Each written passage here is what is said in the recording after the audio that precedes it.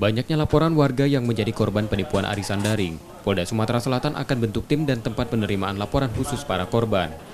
Saat ini polisi sudah menerima laporan dengan satu terlapor yang sama dari 6 pelapor.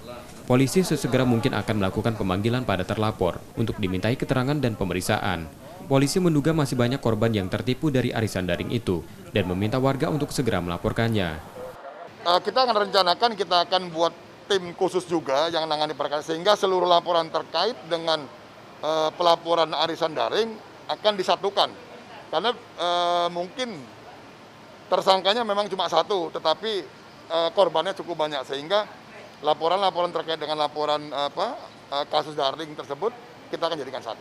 Boleh, jadi kita himbau kepada seluruh masyarakat yang menjadi korban arisan daring, silakan melaporkan, sehingga kita bisa kumpulir berapa total kerugian daripada arisan tersebut. Sebelumnya, 2 pelapor yang mengaku tertipu arisan daring yang dikelola seorang bernama Meldiana Pratiwi sudah mendatangi Polda Sumatera Selatan untuk menuntut secara hukum pengelola arisan daring di media sosial itu. Reski Oktora, Muklas Diferensial, Kompas TV, Palembang.